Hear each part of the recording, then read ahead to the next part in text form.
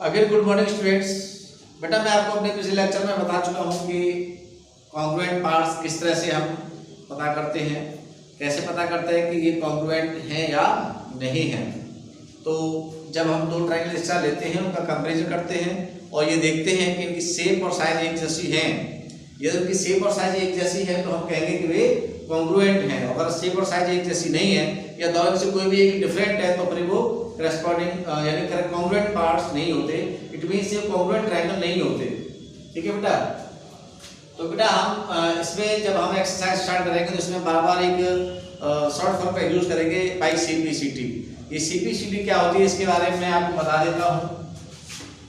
CPCT इसी का मतलब ये सीपी का मतलब corresponding part of congruent triangles. इसका मतलब ये होता है बेटा। तो मैं लिख देता हूं इसको corresponding parts of congruent triangles. ये बेटा शॉर्ट फॉर्म होती है।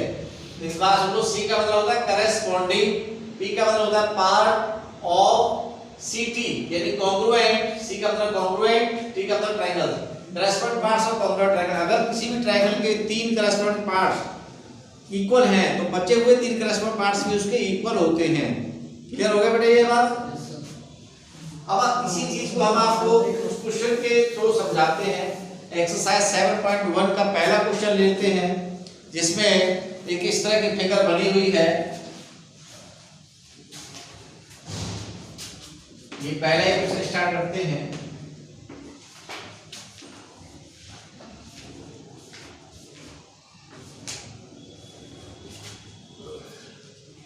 ए बी और ये है सी और ये है डी। इसमें दे रखा है कि ये वाली साइड इस वाली साइड के इक्वल है और ये वाला एंगल इस वाले एंगल के इक्वल है। तो अब इसे गिवन में लिखते हैं। सबसे पहले हमें फिगर बनाते ही गिवन में लिखना चाहिए। जो कुछ भी हमें दिया हुआ होता है उसे गिवन में लिखते हैं। इसमें लिखा है in quadrilateral ACBD, in quadrilateral ACBD क्या क्या गिवन है। AC equal to AD, AC equal to AD means AC यहां पर है और AD यहां पर है। कॉमा लगा देंगे। उसके बाद दे रखा है angle A bisect, AB bisect angle A। It means AB कहां है आपकी, AB ये रही। ये जो AB है इस एंगल A को पूरे को बाइसेक्ट करती है। एंगल A ये है आपका, ये वाला इस एंगल A को बाइसेक्ट करती है। ये पहला पार्ट था। और दूसरा पार्ट है AB बाइसेक्ट्स एंगल A। इसका मतलब समझ लीजिए। एंगल A का मतलब ये भी कह सकते हैं। एंगल A का मतलब है CAD। एंगल A को दूसरा तरह से भी लिखना चाहें तो इसका मतलब ये है कि एंगल A कह दो या फिर एंगल CAD कह दो, एक ही बात है। CAD कह दो या एंगल A कह दो, एक ही बात है। क्योंकि हम क्वाड्रिलेटरल यूज किया गया है इसलिए क्वाड्रिलेटरल में एंगल ACAD माना जाएगा। ठीक है। इसका मतलब ये भी है, इस पूरे लाइन को हम ऐसे भी लिख सकते हैं कि एंगल ये वाला एंगल को नाम दे देते हैं 1 और इस वाले नाम को देते हैं एंगल 2। यानी एंगल 1 जो नाम दिया है मैंने दिया है CAB। ये वाला एंगल अलग है, देखो ध्यान से देखें।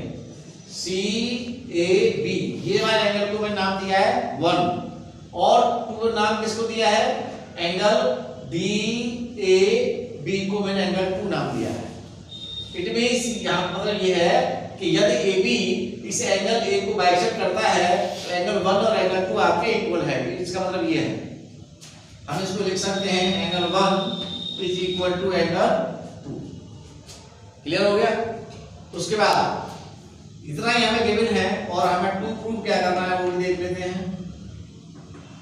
प्रूव करना है हमको। इसमें कहा गया है कि triangle ABC, triangle ABC congruent triangle ABD मैं शायद आपको बताया नहीं। सिंबल कॉन्ग्रुएंट ट्रायंगल जो कॉन्ग्रुएंट करते हैं तो उसका एक सिंबल होता है कॉन्ग्रुएंस का। ये वाला इसे कॉन्ग्रुएंस बोलते हैं, ठीक है। ये triangle ABC congruent triangle ABC, इसे कॉन्ग्रुएंस बोलते हैं, ठीक है बेटा। तो आप इसको अच्छी तरह समझना है, ये हमको प्रूफ करना है। तो अब प्रूफ कैसे करेंगे, अब यहाँ पे देखते हैं कैसे करते हैं। तो हम लिखेंगे प्रूफ, PROOF, प्रूफ लिखेंगे यहाँ पर। और प्रूफ के लिए हम एक सीक्वेंस यूज करते हैं, जो कुछ यहाँ लिखा है, जो यहाँ मेरा प्रूफ में जो हमें प्रूफ करना है उसी को लिखते हैं, बस इन लगा दो आगे। इन ट्रायंगल कौन कौन से, ABC और कॉन्ग्रुएंस जगह पे एंड लगा दो, यहाँ पे एंड लगाओ, एंड ट्रायंगल ABC, सॉरी यहाँ ABD है, ABD, ठीक है। ABC इधर है ऊपर वाला और ABD ये नीचे वाला ट्रायंगल है, यानी कि AB इन दोनों में कॉमन है, ऐसे लग रहा होगा, दिख नहीं रहा होगा, AB इन दोनों ट्रायंगल में कॉमन है कि नहीं, ठीक है। तो अब हम क्या करेंगे, जो हमें पता चल रहा है हम उसको लिख लें। एक बार इससे पहले मैं आपको एक चीज और बता देता हूँ कि आपको ये बात हमेशा रिमेंबर रहनी चाहिए, ये 5 चीजें जो मैंने आपको बताया था। क्राइटेरिया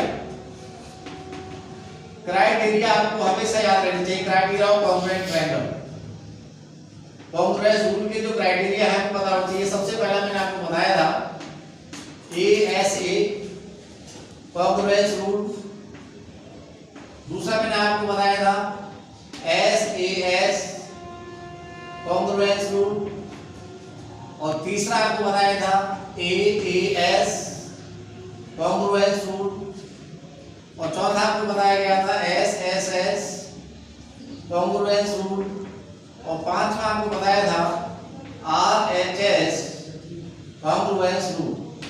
अब आपको देखना होगा इस फिगर को देख करके कि इन पांचों में से कौन सा कॉन्ग्रुएंस रूल हमारा लगेगा, ये चेक करो। यहाँ पे चेक करो, यहाँ पे क्या आपको दिख रहा है, यहाँ को आपको दिख रहा है कि यहाँ पे एक तो ये साइड है और इस साइड से लगा हुआ ये एंगल है, पर एक ही ट्रायंगल चलते हैं, और ये साइड इन दोनों में देखो, ये जो एंगल है इस साइड के और इस साइड के बीच में है, इन दोनों साइडों के बीच का एंगल गिवन है आपको, ऐसे मान लीजिए दोनों साइडों के बीच का एंगल, यानी एंगल से दोनों साइड है जो लगी हुई है वो चेक कर लीजिए आपके, वो दोनों आपस में इक्वल है या नहीं है। तो यहाँ पे क्लियर दिखाई दे रहा है हमें, बिल्कुल साफ साफ, ये पहले S है, फिर एंगल है, फिर S है, SAS दिखाई दे रहा है। इट मींस हमारा SAS यानी ये वाला नियम फॉलो हो सकता है।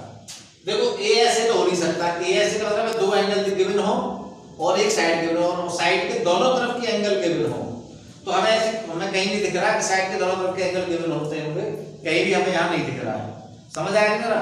दूसरी बात AAS, यहाँ पे भी दो एंगल की जरूरत पड़ेगी, इसका मतलब यहाँ पे तो सिंगल एंगल दे रखा है, एंगल 1 और एंगल 2, यानी कि इसका मतलब ये भी हमारा नहीं लगेगा, ये भी नहीं लगेगा।